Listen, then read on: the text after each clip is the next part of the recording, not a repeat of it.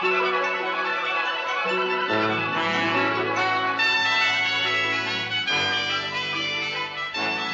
Lucy Show. Starring Lucille Ball. Co-starring Gale Gordon.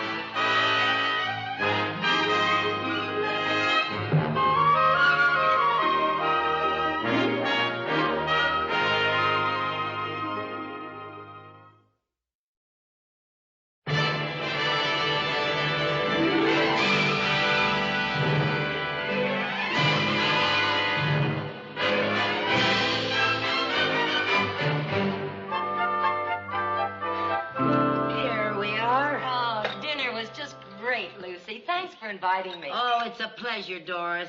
You know, I don't get to see enough of you. Oh, I know. It's been ages. Well... Oh, pardon me. But I forgot to turn on the set, and I don't want to miss him. Miss who? Mr. Mooney. Mr. Mooney? Yeah. How come he's appearing on television? Well, it's a public service program, and Mr. Mooney is being interviewed. Yippee. We're in for a real swinging evening. Oh, Lucy, do we have to watch him? I do. There is an old Chinese proverb that says, when boss appears on television, secretary better watch, or next day boss get new secretary. Yeah, but we're missing the slimy monster from outer space. It's a wonderful horror picture. Well, believe me, Mr. Mooney will be just as horrible. Oh, there he is. Say, Mr. Mooney looks pretty good on television. That's a slimy monster. I got the wrong channel. There it is. And now, ladies and gentlemen, it gives me great pleasure to present our guest, Mr. Theodore J. Mooney. Good evening, Mr. Mooney. Good evening. My topic for tonight's discussion is the value of education in the business world. I feel that education is all important in the business world. It made me what I am today. Oh, come now. Don't blame that on education. If I do say so myself, I have a well-rounded background. That comes from sitting on his chair all day. My advice to the youth of today is don't be a dropout. Education makes a better person of you. And speaking for myself, it gave me a greater understanding of human nature, which in turn made me thoughtful, compassionate, considerate, kind.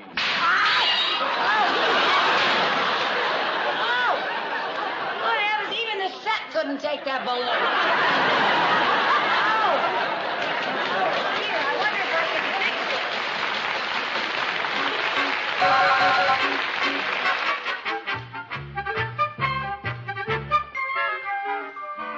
Good morning, Mr. Mooney. Good morning, Mrs. Carmichael. Did you watch me last night on television? Well, yes and no. What do you mean, yes and no? Well, sir, right in the middle of your speech, my picture tube blew out. What a shame. Yes. Oh, you missed a very enlightening speech and a magnificent performance. Oh. It was one of the highlights of the TV season. Well, I can hardly wait for the summer rerun. It also made a great impression on Mr. Cheever, too. Oh? Oh, yes, it inspired him, in fact, to pass a new rule for the bank. A new rule? Oh, that reminds me, I have to dictate a memo on that. Please bring your book. Yes, sir. Let me see, I have it here. I'm ready, sir. Good. To all department heads, as per Mr. Cheever's instructions, it will immediately become the policy of this bank not to employ anyone who does not have a high school diploma. Uh-oh. What's the matter? Nothing. Oh, yes, there is. When you something is All right, Mrs. Carmichael. Out with it. What is it? Well, sir, would you believe that I never finished high school? I'd believe you never finished nursery school. Are you trying to tell me that you didn't go to high school? Oh, I went. I just didn't finish. And you don't have a diploma? No, sir. Oh,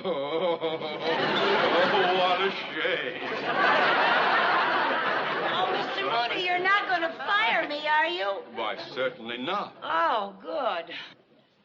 Mr. Cheever will fire you. Now, that's not fair. I was very close to getting my diploma. It was my senior year, and it was the final week, just time of examinations, and I got the measles. And then the next year, I just figured it was too late to go back to school. When it comes to education, it is never too late. Well, If you had any ambition, you'd go back now.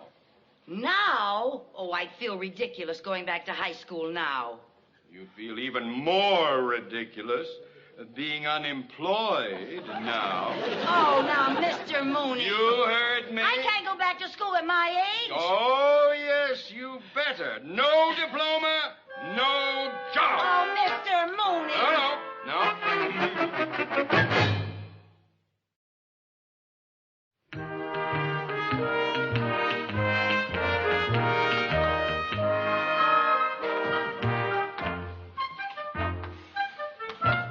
Pardon me, sir. The admissions office said to give this to the teacher.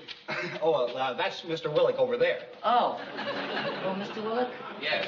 The admissions office said to give that to you. Oh, thank you. You're going to be a student here? Yes, sir. Oh, well, just take a seat. Lucille. Yes, thank you.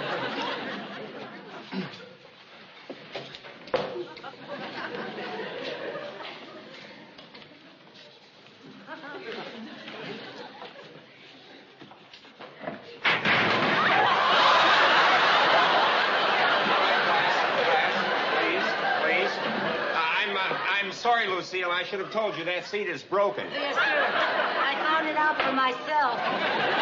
Well, just find yourself another seat. Yes, sir.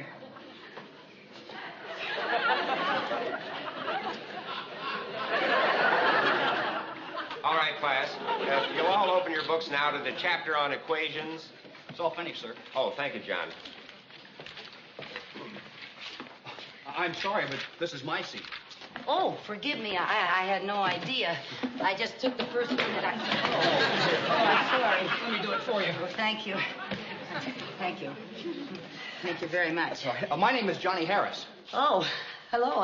I'm Lucy Carmichael. Hi. Hi. Nice to... I beg your pardon, but may I inquire as to exactly what is transpiring back there? I'm terribly sorry, sir. I dropped my books, and Johnny picked them up for me, and I'll find another seat. Yes, I wish you would. Yes, sir. All right, now, class, let's direct our attention to the problem up here on the board. If x is very difficult, please, so try to concentrate. Now, if x equals 3 plus the square root of 7, this must be a root of the equation x squared plus bx plus c equals 0. Therefore, what are the values of b and c? Now, does anybody know the answer? Lucille? Well, what's the answer? Oh, I don't know. Well, why did you raise your hand? Oh, it wasn't for that. Or has this changed since I was... All right, class, please. No, Lucille, that has not changed. You may be excused.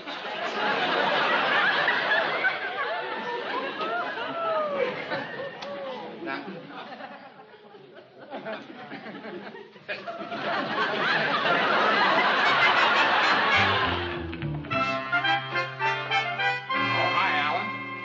How's it going? Oh, the same old drag. But we did have some laughs in math class today. I never found anything to laugh at in math. Well, today we did. Some kooky redheaded dame came into class, and you won't believe this, but she was middle-aged. Oh, you're putting me on. No middle-aged dame is going to go to high school. Believe me, this one was middle-aged. Why, I bet she was almost 30.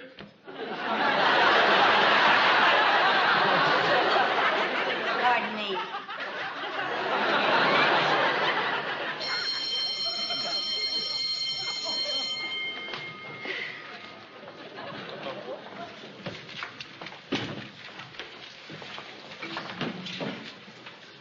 Pardon me, is that seat taken?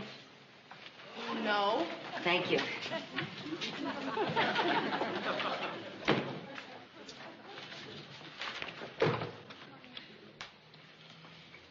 Class, we have a new student with us today.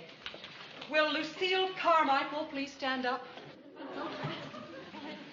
You're the new student? Yes, ma'am. I've come back to school to get my diploma. That's very commendable. Thank you.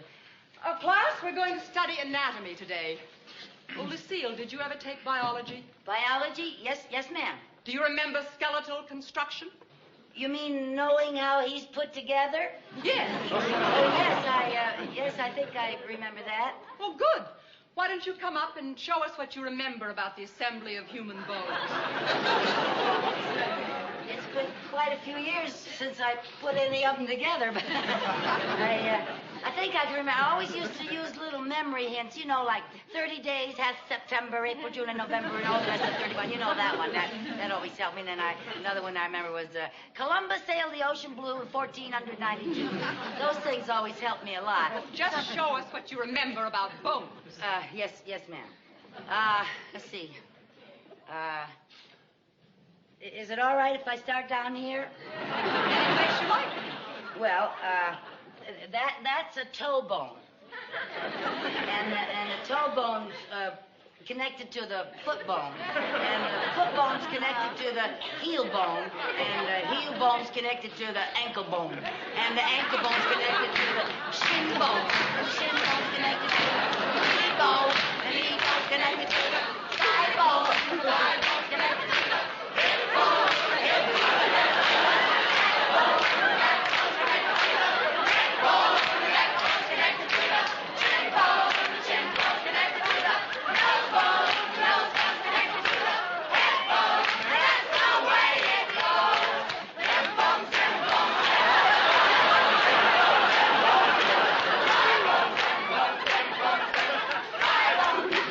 the way it goes.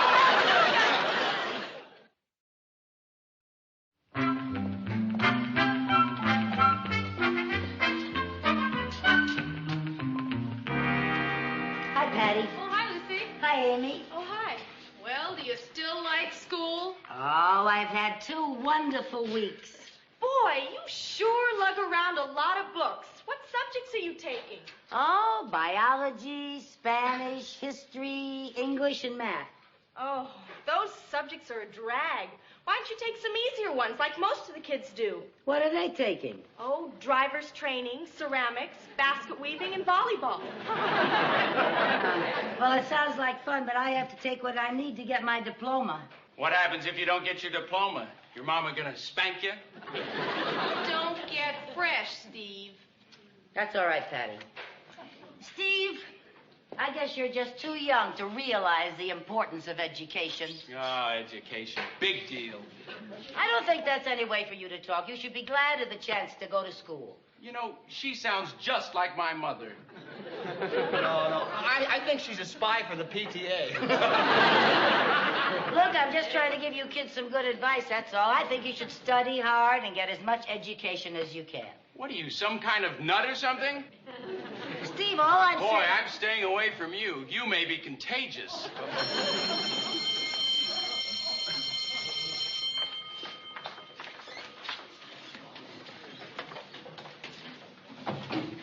All right, settle down. Let's come to order. I marked your homework papers last night, and most of you did very well. Especially you, Lucille. Oh, thank you, sir. And, Stephen, Yeah? do you know so much about American history that you think it's unnecessary to do your homework? Oh, I had something, I was doing something else that night. I couldn't do my homework. Like what? I had to wax my surfboard. Well, good for you. I'm glad to know you weren't wasting your time foolishly. Now then, can anyone tell me if there were ever any occasions when foreign troops fought on American soil?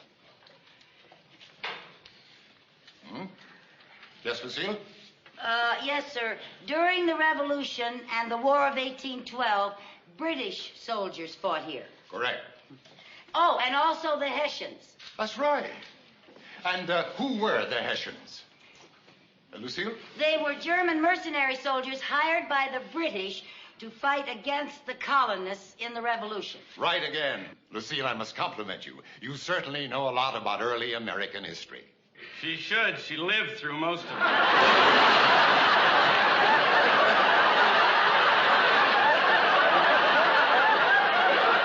There's no need for sarcasm, Stephen.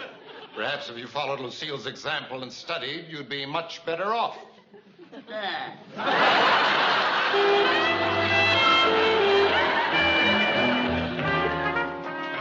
Johnny. Huh? Come here. Look. What's that? Itching powder. Itching powder? What are you going to do with it? Well, there's a certain redhead who's just itching to learn. Well, today she's going to learn something new. Oh, gee, I don't think you ought to do it. Why not? It's good for a few laughs. Well... Look, you just take a pinch of this stuff. You stick it down her back, and she goes crazy. It'll be funny. Here she comes. Hi, Lucy. Oh, hi, Steve. Look, I want to apologize for the way I've been chopping at you lately. Oh, it's all right. Yeah, I haven't been very nice, and, well, I'd like to make a fresh start. Well, fine, Steve. We'll start from scratch. Yeah, we'll start from scratch. Okay, Steve.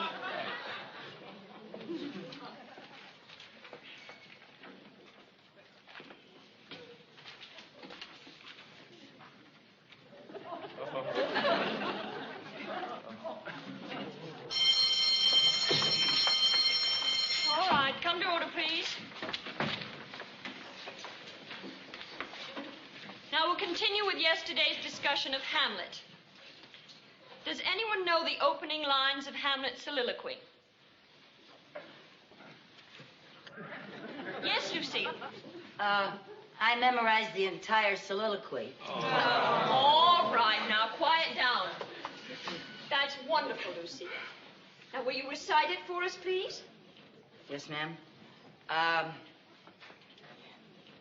To be or not to be? That is the question.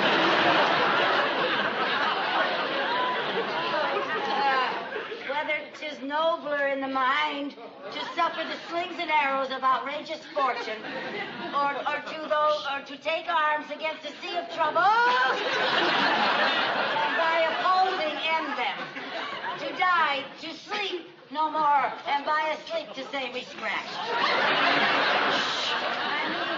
I mean, we end the heartaches and the 1,000 natural shots that flesh is heir to. 'Tis a consummation devoutly to be wished. To die, to sleep, perchance to dream. Aye, there's the rub.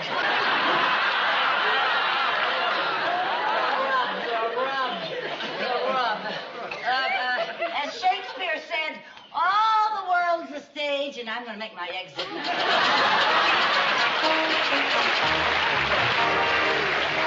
Hi, Patty. Hey, what's bugging you? I don't like what you did to Lucy in class this morning. I think you're despicable. Oh, now, wait a minute. No, Patty's right. That was a mean thing to do. But I was... You picked on her ever since she's been here. Oh, but she All was she's trying to do is get an education, and that's pretty hard for somebody her age. And she's okay, too.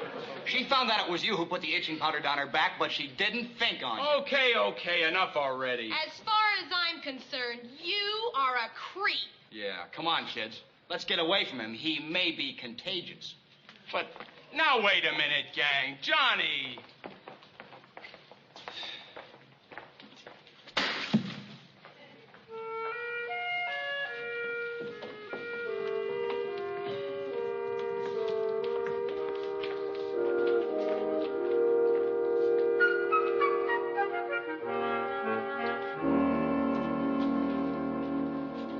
Hi, Steve. Oh, hi, Lucy.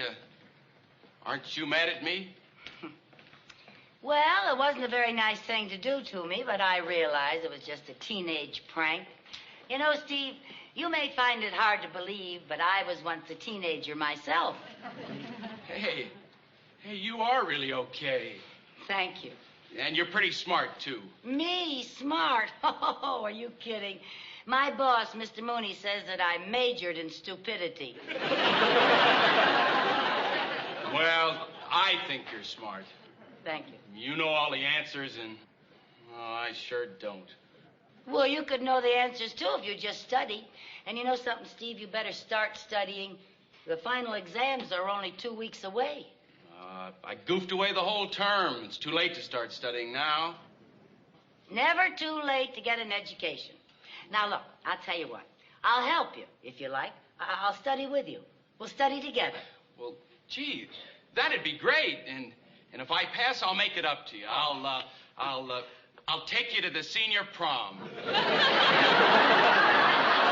Oh, Steve, thank you, but I couldn't go to the prom with you. I'm old enough to be your sister. Gee, I'd like to do something to show my appreciation. Well, there is something you could do for me. What? Scratch my back. All the way, all the way, all the way. All the way, all the way, all the way.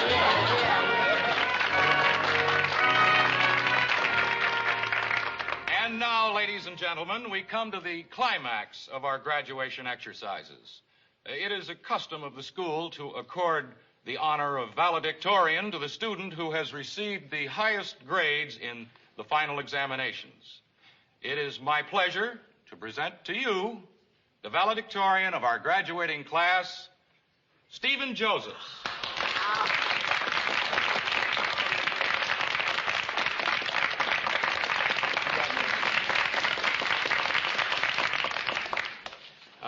Thank you, Mr. Potter. I want to tell you how grateful I am for this honor. If I'm deserving of it, it's only because of the help I received from the faculty and from one of my fellow students. And since I couldn't have done it without her, I would like to award the title of honorary valedictorian to Lucille Carmichael.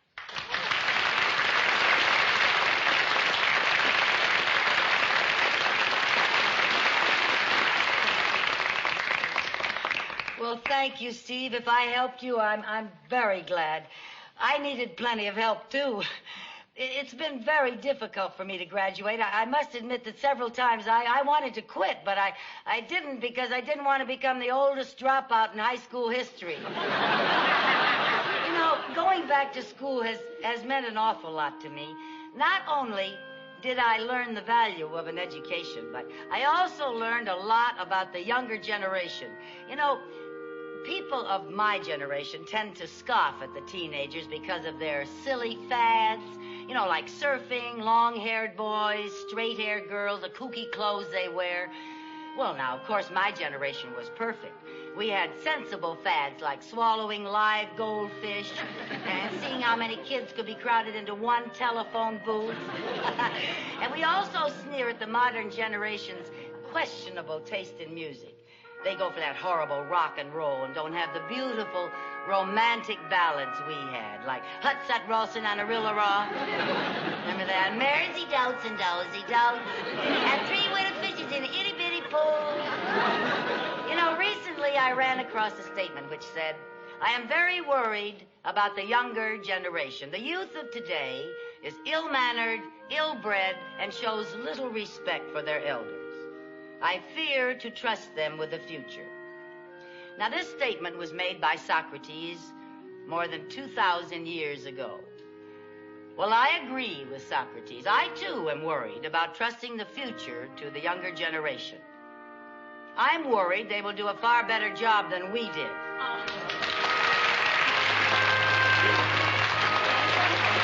Carmichael. Mrs. Carmichael. Oh, Mr. Mooney, I didn't know you were here. Oh, I wouldn't have missed it for the world. Congratulations. Oh, I got my diploma. Yes, you did.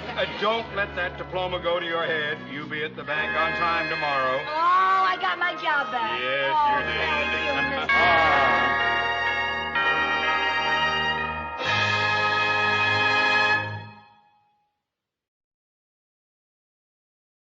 The Lucy Show.